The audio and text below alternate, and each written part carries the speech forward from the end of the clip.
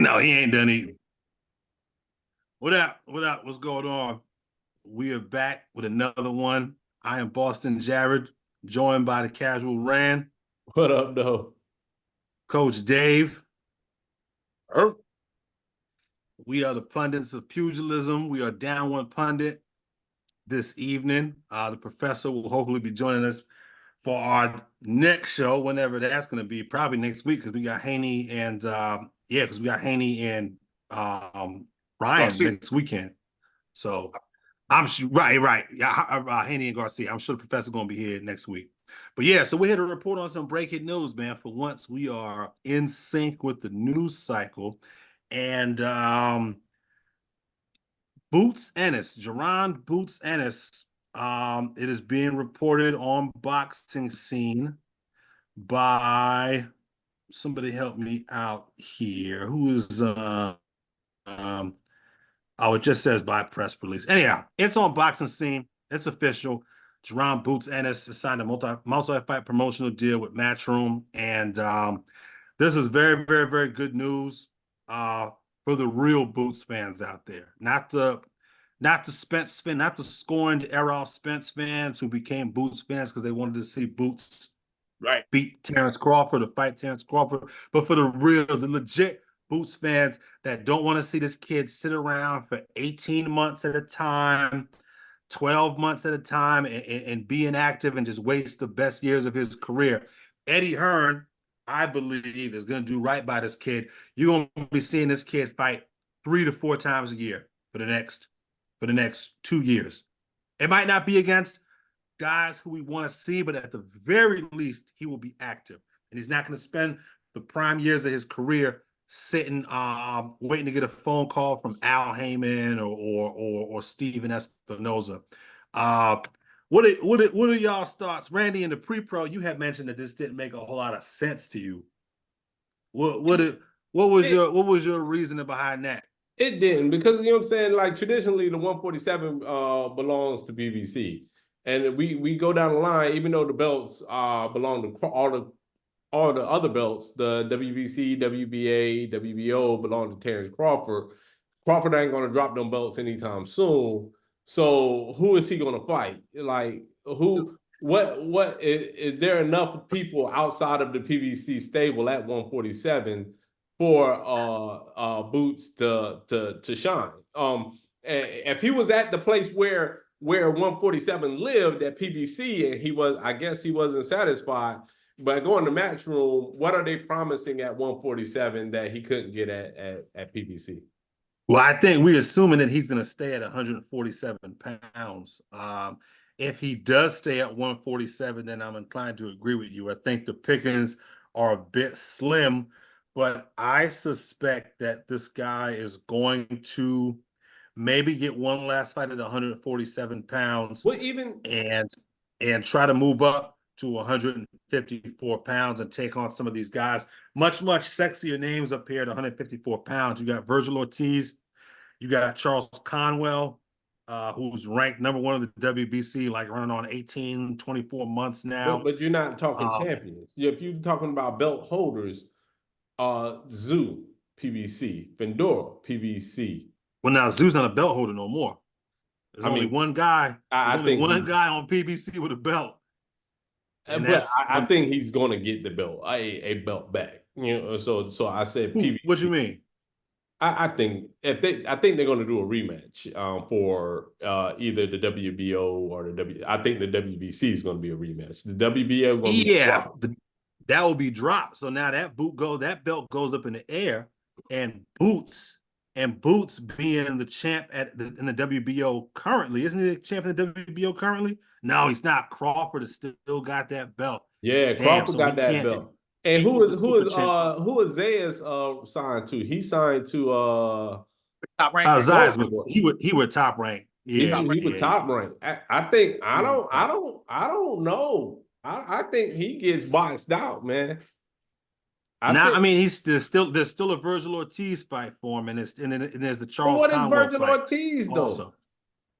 I mean, Virgil Ortiz is going to be a cachet building fight. I mean, Virgil Ortiz is going to be better Virgil for his Ortiz career. Ain't did shit at 154, man. he's still a bigger name than Israel Madrimov and Bakram Mortazaliev, who most people who are watching this And podcast probably have never even seen fight before. I don't see De La Hoya.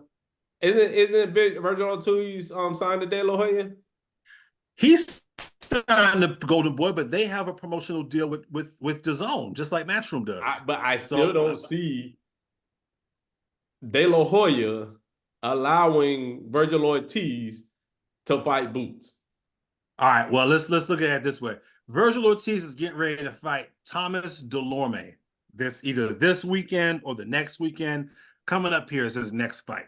If you're the people at DAZN, would you rather put Virgil Ortiz in there with Thomas Delorme or Boots Ennis? Because there's that component to this as well. I'm sure that Oscar De La Hoya would rather do a lot of things, but at the end of the day, he's got to answer to DAZN. They're the ones that put money up. They're the ones that provide a platform for his guys to fight on. So there's that to consider also. Let's let Dave jump in here. He's been sitting there. Dave, what are your thoughts on this? I'll be honest with you, man. I actually like it, man.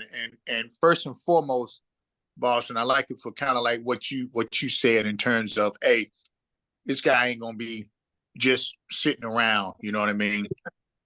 And then I think number two, I'm telling you, man, I would not. Well, first of all, he's not gonna be sitting around. Second of all, I really like Eddie Hearn in terms of as a promoter, because he keep the guys busy, but not only that, he's willing to do what it takes, man, to make some fights.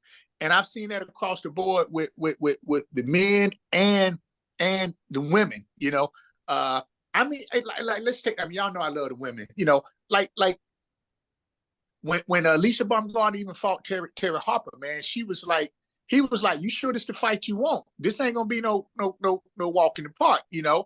And then I look at just the investment and the time that he's willing to put into with Joshua, man, you know. And not only that, this man is in that inner circle with Saudi. And we gotta still remember that Saudi Arabia is still kind of young in this sport. But what's not young is that long money. That's right. They swing a big stick. You're absolutely right. And so don't just think that thing's gonna be just maybe only inside. These guys are coming for this boxing stuff. And also, our last thing that I would say is that, and I wish I could, in my mind, I could think through some stuff, but these American fighters, be it PBC or whatever, you know, these belts, you know, look at what happened. Crawford, DiCarlo, these belts can go vacant like that for whatever reason, man. So it's not like he can't, you know, snatch something up. You know, you got Eddie Hearns ready to talk to the sanctioned body saying, hey, let my guy get a shot. You got, you know, the Saudi money just kind of floating around there saying, hey, let me get a shot. So I think it's just an interesting move. It's a good risk for Boots, because it's a risk, man, that I don't see a lot of downtime. I don't see no payday. And then you got fighters like Conor Benn that's over there on Matchbox side. I think that could just be some paydays, man. So big time fight for him. Yeah, I think he did the right thing, man. You know, and like might not be some of the fights that we want to see early on, but you got a cash cow like Boots, man, and you willing to put some money behind it. It's gonna cross promotional territories. Tons of potential there. And real quick, Randy, we'll bring you back in and just say, I just want to, before I forget, Dave had pointed out the financial backing of the Saudis, and that Eddie Hearn having fostered that relationship with the Saudis. When I think of Boots and I think of all the cross-promotional obstacles that he might encounter, given what Randy had brought up earlier, the two words come to mind first and foremost in my head is purse bid. Yeah. If Al Heyman and PBC,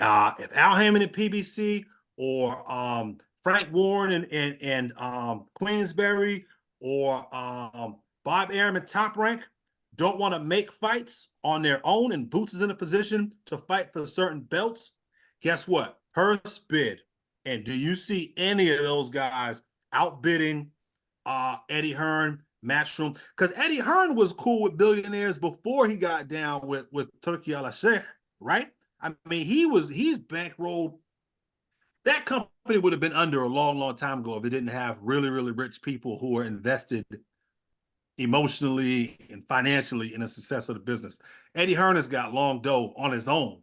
Forget about Turki Al-Sheikh. So these guys don't want to play ball and don't want to give Boots his shot.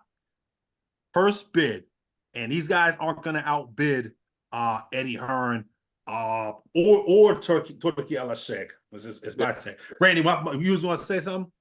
Nah, I mean you're right, man. It's the long money and it was the long game, and I hate that boxing is going to this. But even though I've always been saying that this is prize fighting, and you go for the money. But my thing is about I hate that we have to go all the way to Saudi Arabia to make this thing viable over the traditional promoters, the traditional cricket promoters in the United States.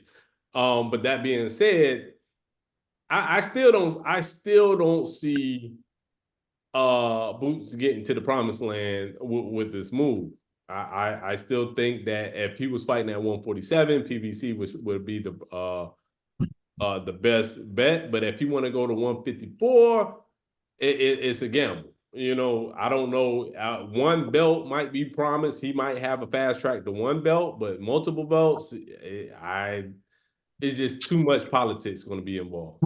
Well, here's my thing, Randy. This is what I'll say to that. He's been sitting over there for a while now, and the best guy, the best name he's got has been Royman Villa.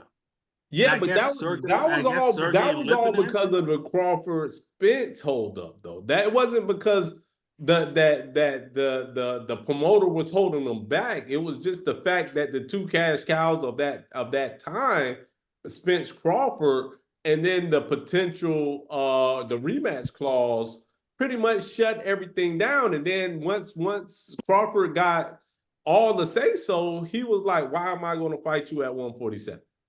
So why couldn't he get a Thurman fight or Danny Garcia fight? Nah, Thurman wasn't at 154 until recently. Boots has been over there for years. I don't think Thurman wanted that fight one. So to answer all these questions, until the sanctioning bodies and the belts force those fighters, the title holders, to fight, that we're going to continue to have this issue. Even with the cash cow Canelo is just sitting on those 168 belts. He's never going to defend any of those belts. Well, he did technically defend. He defended against John Ryder, right? As much as I'd like to agree with you and shit on Canelo, he did technically defend against John Ryder. So hey, now, that counts as a defense. That might be too much. Who was Canelo when he fought Ryder? Canelo was with PBC. He was with. Was he? He was with PBC. Yes, he was with PBC. Yes. And this guy was with who? Who? Ryder was with who? Ryder's a Matchroom guy. He's not anymore. He's retired, but he's a Matchroom guy. So, but my point was when it happened. Look at what was going on, and so so that's what I'm saying about, like, it ain't far fetched, Randy. And what you got to remember is when it comes to those sanctioning bodies and what you said, they say, look, the promoters got the money, the sanctioning bodies, and it's all about the money. I get it, but if there is all it takes for you to have is one belt, and then you can start pushing for unification and undisputed. And no, you can't. You can't force that.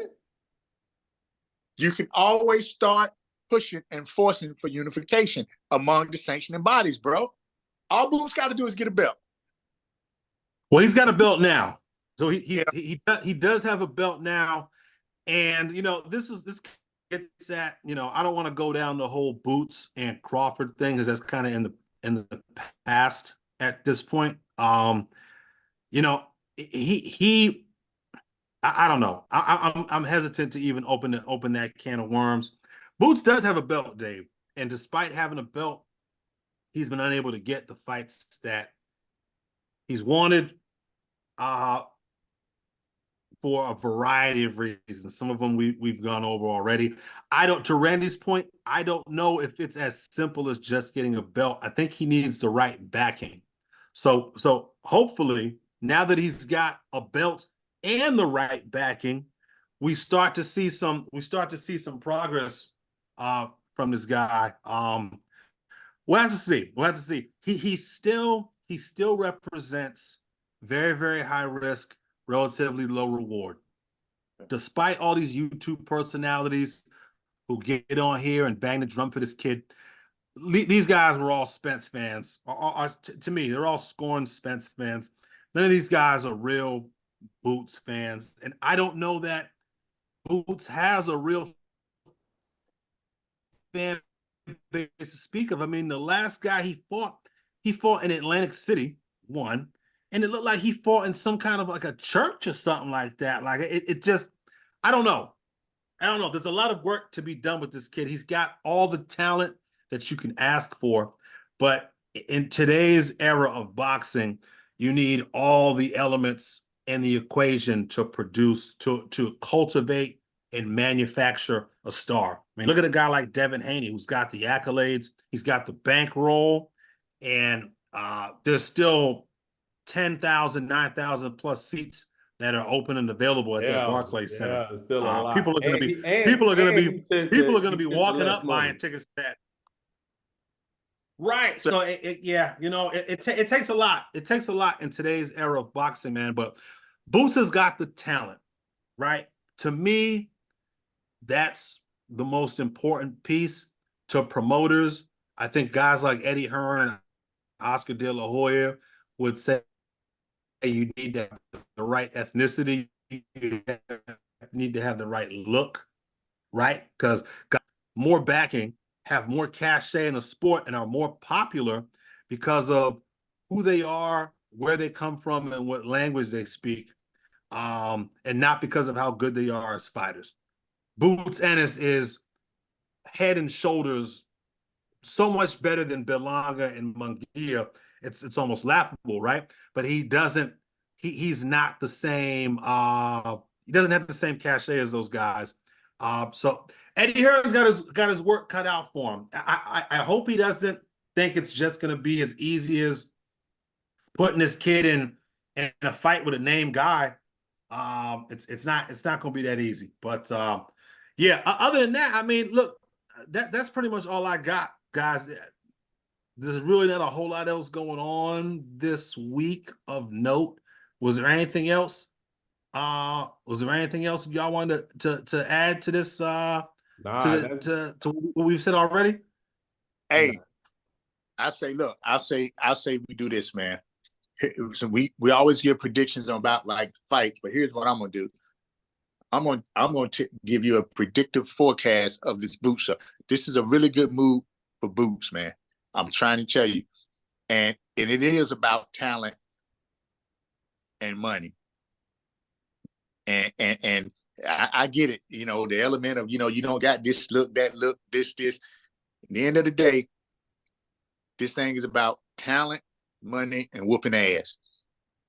Eddie Hearn's gonna have this boy fighting, and that long money is gonna have this boy, in some rooms, and and I thought we was talking about him moving up to 154 and getting a belt or whatever you guys were talking about making. But if he got a belt now, you watch and see what money does in this sport.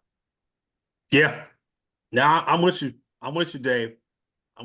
And I wouldn't be so quick, Randy. I get where Randy's coming from. And you look at the rankings at 147 and who's got belts and who are the names and who signed with who. I get where Randy's coming from. But like you said, Dave, it's amazing when you have the right backing, what can happen. So yeah, I mean, that's it for me, guys. You guys got anything else you want to add, Randy? That's it from me, bro. All right, guys. Hey, we appreciate you guys checking in. Appreciate the Casual Rant and Coach Dave for making themselves available for the impromptu. Looked like we weren't gonna be able to link up this tonight, but y'all made it happen. So shout out to y'all. Shout out to the viewers. Appreciate y'all for tuning in. Please like and subscribe. This has been another episode of Pop Talk. See you next week for a big week of boxing. Devin Haney, Ryan Garcia. It's gonna be a lot to talk about, a lot to break down next week. So look forward to seeing you guys next week. Peace. Peace.